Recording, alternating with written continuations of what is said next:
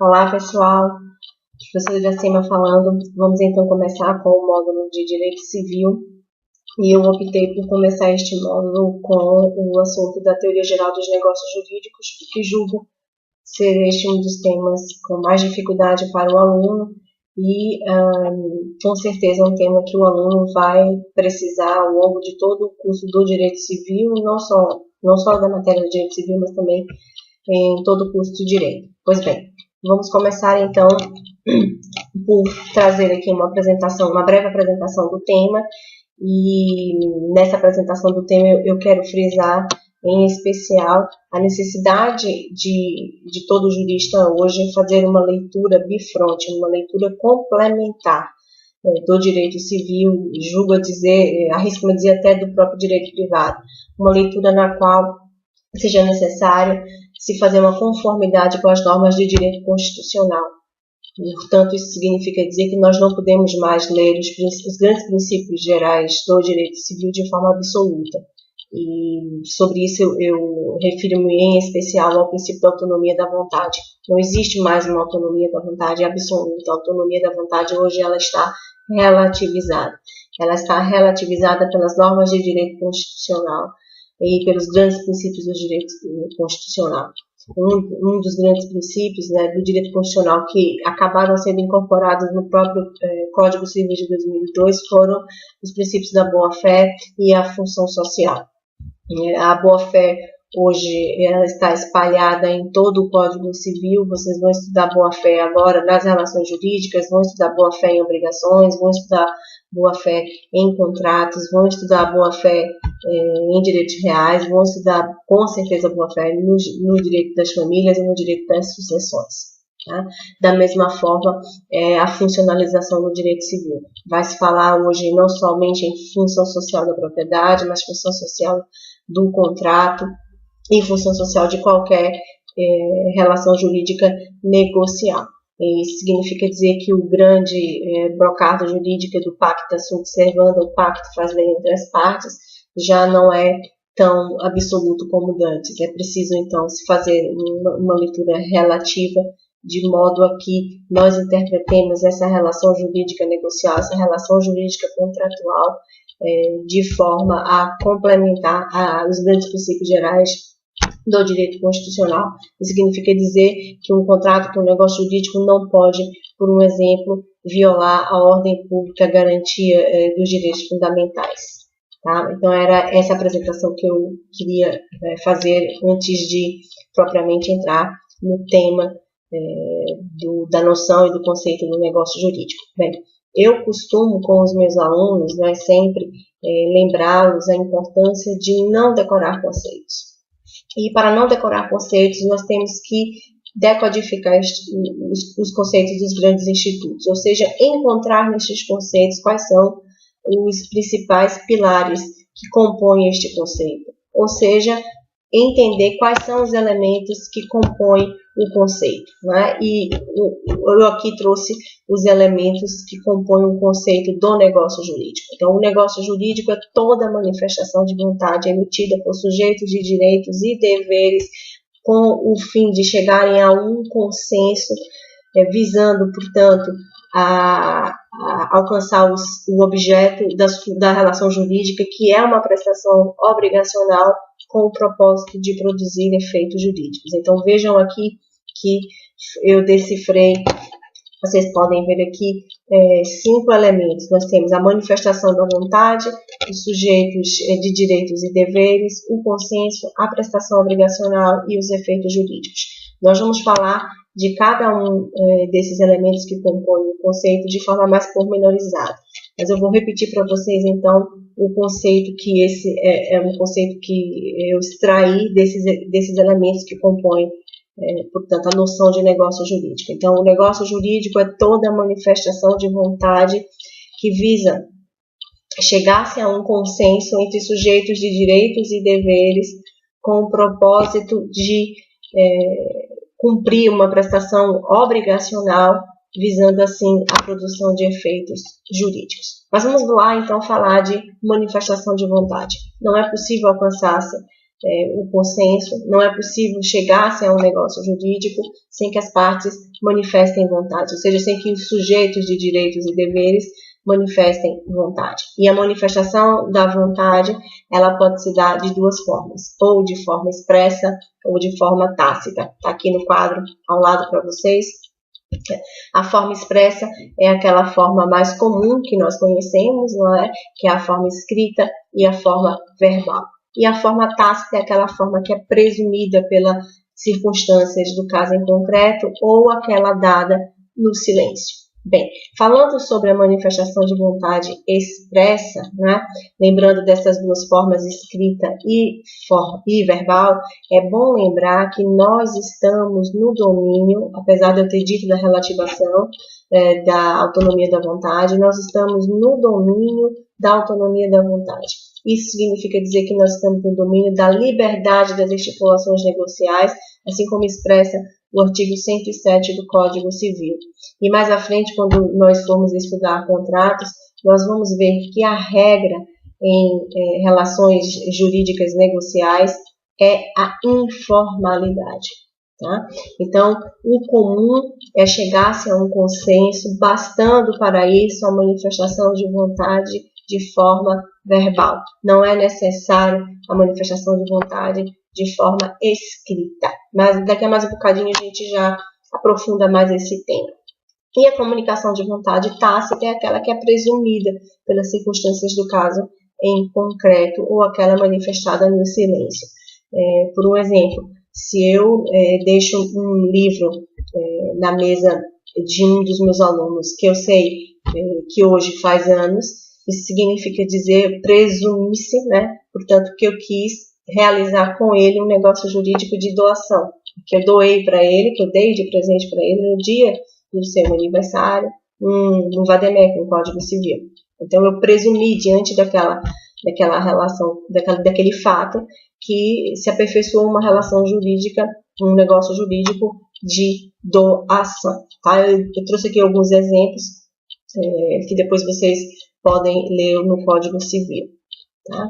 Mas é bom lembrar que em direito nem sempre quem cala consente. E aqui eu trouxe o exemplo da assunção da dívida, né, que nós vamos estudar em direito das obrigações. Na assunção de dívida, tá, o silêncio do credor no que diz respeito à substituição do devedor significa dizer que houve recusa. Então, portanto, se o credor se silencia quando há uma substituição de um devedor por outro, quando um devedor quer assumir a dívida, quando um terceiro quer assumir a dívida no local do devedor, isso se entende, portanto, que o silêncio do credor importou em renúncia. Então, nem sempre quem cala consente. A regra geral o silêncio importa anuência, mas nem sempre quem cala consente, como expressa o parágrafo único do artigo 299 do Código Civil. Bem, o outro elemento dos negócios jurídicos nós vimos, né, portanto, que o negócio jurídico é toda a manifestação de vontade expressa por sujeito de direitos e deveres com vista a chegar-se a um consenso com o objetivo de produzir uma prestação obrigacional tendente à produção de efeitos jurídicos. Sobre o objeto da prestação, sobre o objeto jurídico do negócio jurídico, que é a prestação jurídica obrigacional, nós vamos falar em direito das obrigações, também daqui a mais um bocado vamos aprofundar este tema. Eu queria então tocar ao outro elemento, o último elemento do conceito dos negócios jurídicos, que é efeitos jurídicos. Tá? E aqui a gente tem que revisar um bocado a parte geral do direito civil. Quais são os efeitos que se produzem, né, derivados, portanto, de uma relação jurídica? Eu vou aqui trazer para vocês aqui. Pois bem, falando então do primeiro efeito jurídico, falando da aquisição de direitos, nós vamos, em primeiro lugar, dar um exemplo para tornar mais fácil a compreensão mais concreta do que significa adquirir direitos, ou seja, o que é esse efeito jurídico de aquisição de direito. O exemplo é o contrato de compra e venda, na qual o vendedor aliena ao comprador por um preço de R$100.000 um bem imóvel. O comprador, assim, ao adquirir, ao efetuar o pagamento ao vendedor do valor de R$100.000, ele adquire o direito de propriedade sobre este bem imóvel, obviamente que após o registro deste contrato no cartório de imóveis. Mas nós vamos falar ainda sobre essa formalidade do registro do contrato de compra e venda de bens imóveis no cartório de registro de imóveis. O que importa aqui dizer é que no ato da compra, no ato do pagamento, né, o comprador adquiriu o direito de propriedade. Isso é só um exemplo, é um dos modos de aquisição do direito. Eu trouxe aqui no quadro outros exemplos de aquisição do direito, ou seja, de modos de aquisição do direito. O primeiro modo de aquisição é o modo originário. Esse modo originário diz originário porque não há uma relação com o titular de direitos anterior, ou seja, o bem jurídico existente, ele não tinha titular anterior, não havia um titular anterior sobre este bem jurídico. Deu-se, portanto, um ato de ocupação e não de transmissão de direitos. Essa ocupação, ela se dá ou quando a coisa é de ninguém ou quando a coisa está abandonada. Né? A coisa de ninguém, em latim, res nullio, a coisa abandonada, em latim, res derelicte. Então, nesses dois exemplos, nesses dois bens jurídicos, porque não há titular de direito anterior sobre a coisa, porque não há um vínculo de um sujeito de direitos e deveres com o bem, dá-se um ato de ocupação, então, portanto, se diz que a aquisição do direito se deu de forma originária. Tá? O exemplo da res derelicte, que comumente se estuda em direitos reais, é o Instituto da uso capião. Né? O bem está abandonado por um determinado período de tempo fixado na lei, e quem lá está manso e pacificamente exercendo a posse sobre o bem, pode, após passado o tempo fixado na lei, adquirir a propriedade do bem pela ocupação, porque se trata de coisa abandonada. Tá? Já o modo de aquisição derivado do direito, ele se dá porque existe um titular de direito anterior. Há uma relação jurídica entre o bem jurídico e um titular anterior. Tá? Isso significa dizer que essa aquisição ela se dá de forma derivada. Eu trouxe aqui o exemplo da sucessão, né, no caso do evento causa-morte, da morte do sujeito. A sucessão ela pode se dar a título singular, né, quando eu determino que um bem jurídico esteja determinado para um sujeito de direitos, a exemplo do caso do testamento, em que eu deixo um bem para um determinado sujeito e ele adquire singularmente a propriedade deste bem. Tá? Já a título universal é quando eu não defino qual bem vai para sujeito A ou sujeito B, mas eu uso as normas de sucessão, as normas da sucessão universal, para definir, portanto, a aquisição do direito de propriedade. E os sujeitos, assim, adquirem um percentual sobre o bem. Outros modos de aquisição do direito se dá ou de forma gratuita, no exemplo da doação, que eu dei há pouco, né? Eu doei no dia de aniversário do meu aluno um código civil para este, né? Portanto, o ato de doação é um ato gratuito. Ou eu emprestei um livro de direito civil para ele estudar para a prova. Isso se trata também de uma aquisição de um direito, né? O direito sobre o uso do bem, enquanto o empréstimo durar, de forma gratuita. Mas é possível também se dar a aquisição de um direito de forma onerosa, como no caso do exemplo do contrato de compra e venda, em que o comprador paga ao vendedor o valor de R$100.000 para que ele possa adquirir, assim, a propriedade do bem. Outro modo de aquisição de direito, né, é aquele que se dá ou por ato próprio ou por intermédio de outro. Por ato próprio é quando o próprio sujeito de direitos que manifesta vontade é aquele que será o titular do direito, é aquele que irá adquirir o direito. E por ato de outrem é quando eu uso outros outros sujeitos, né, terceiros, para exercerem o ato, executarem o ato para mim, executarem assim a relação jurídica, formalizarem a relação jurídica. A exemplo, se eu deixo uma procuração para minha irmã, por exemplo, vender um bem imóvel em meu nome. Nesse caso, tá? Ela está transferindo o direito em meu nome. Ou quando eu transmito para ela uma procuração para que ela compre um imóvel, ela está transmitindo o direito em meu nome. Portanto, houve uma aquisição de direito por intermédio de outrem.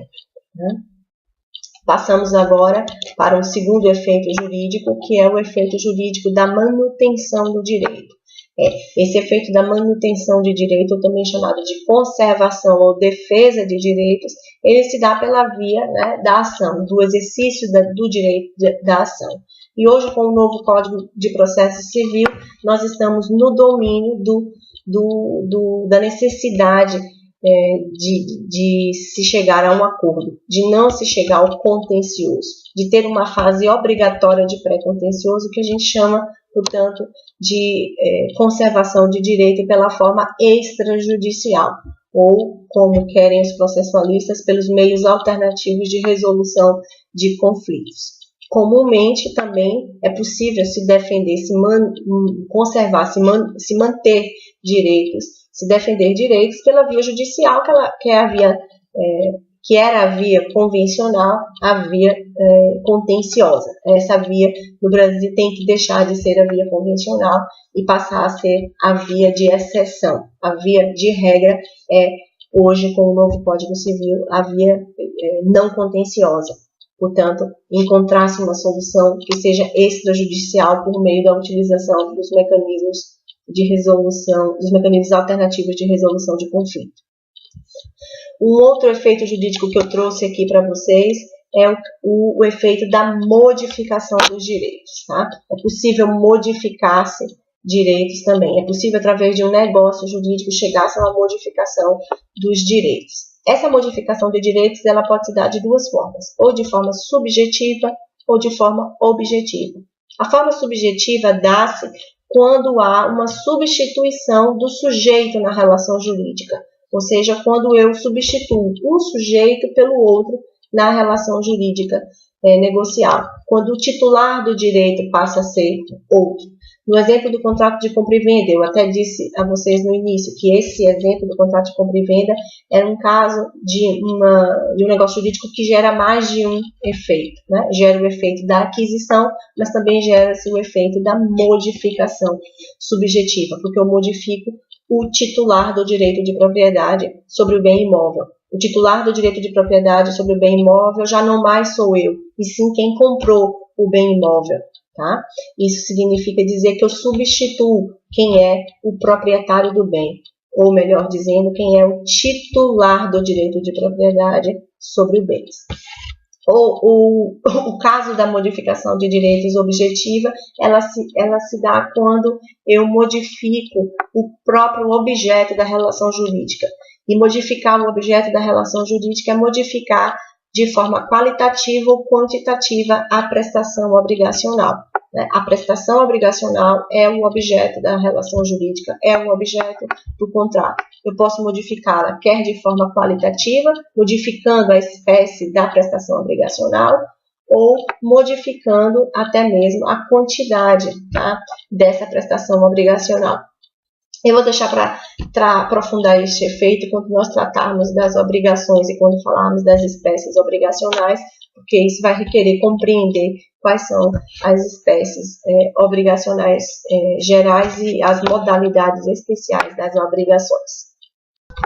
Bem, chegamos assim ao último efeito jurídico, como não podia deixar de ser, que é o efeito da extinção. Tá? A extinção de direitos se dá na alienação, no exemplo do contrato de compra e venda, quando eu vendo o bem imóvel para minha irmã, para mim, alienante, né, vendedora do bem imóvel, se extingue direito de propriedade. Para ela, nasce o direito de propriedade, ou seja, adquire-se. Tá? No exemplo de compra e venda, portanto, nós já temos aqui três efeitos. O efeito da aquisição, o efeito da modificação subjetiva, porque se substitui o titular do direito de propriedade, antes eu era a proprietária do bem imóvel e agora a minha irmã é a proprietária, e também ocorre a extinção do direito, já que houve um ato de cessão onerosa, houve um ato de alienação. Para mim se extingue o direito de propriedade. Dá-se também o direito de propriedade com a renúncia, no exemplo de eu renunciar à possibilidade de obter alguma remuneração dos vídeos dessas minhas aulas que eu aqui disponibilizo gratuitamente neste canal do YouTube, tá? Então eu renuncio o direito de exercer, tá? Ou de obter uma remuneração econômica pela veiculação da minha imagem.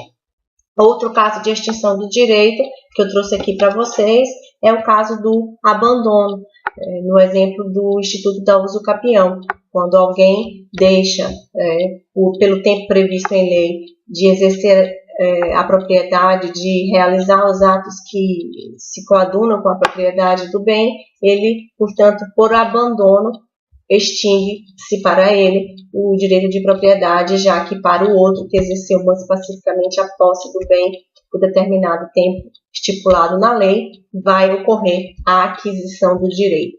E é bom lembrar que o Instituto da Usucapião é também conhecido como prescrição aquisitiva de direitos, tá? Porque ocorre a extinção de direitos por parte do anterior proprietário que a abandonou. Outro caso de extinção de direitos dá-se com o falecimento. E óbvio que essa extinção de direitos ela só pode ocorrer no caso dos direitos personalíssimos. Por exemplo, o exercício do direito à liberdade ele vai se extinguir com a morte do seu titular. Né? Falecendo o titular, não há mais que se falar em exercício do direito de liberdade por este, porque se trata de um direito personalíssimo. Outro caso de extinção de direitos dá-se com a confusão. A confusão é quando se reúne no mesmo sujeito as figuras de credor e devedor. Obviamente é um caso de extinção da obrigação, que precisaria aprofundar mais à frente em direito obrigacional, mas só para que vocês compreendam, no caso de um locador que venha a adquirir a propriedade do bem imóvel que ele locava. Não há mais que se falar em locador e locatária, não há mais que se falar em proprietário e locador do imóvel, porque confundiu-se na mesma pessoa a figura de locador e locatário, já que o locador adquiriu a propriedade do bem imóvel que ele ocupava através do contrato de locação. Então, houve a confusão. Ocorre também ainda a extinção do direito pela perda deste direito. É o caso da usucapião, né? A prescrição aquisitiva do direito ou até mesmo pela extinção do direito nos casos de prescrição e decadência que vocês aprenderam lá em parte geral 1. Né? Na prescrição, a gente fala a prescrição porque o sujeito perde o direito de acionar, né? E a decadência porque o sujeito perde o direito de reivindicar este direito. Pelo perecimento do objeto, como obviamente, né, o sujeito oferecendo o objeto, oferecendo o bem imóvel, não há mais que se falar em direito de propriedade sobre o mesmo, já que o bem imóvel deixou de existir. Então, é mais um caso de extinção de direitos. Outro exemplo é no caso do implemento da condição resolutiva. Se eu empresto um livro ao meu aluno para que ele estude para a minha prova, né, esse empréstimo, portanto, o direito de usar e gozar o bem, qual seja o livro, vai se extinguir assim que a prova terminar, já que eu emprestei o livro com o propósito para ele estudar para a minha prova. Tá? Há uma condição resolutiva que impõe, portanto, a extinção do direito de uso e gozo sobre o bem. O empréstimo, portanto, se extingue, se finda com a condição resolutiva que era estudar para a minha prova. E também ocorre a extinção do direito quando há o exercício de direito incompatível com o existente anteriormente.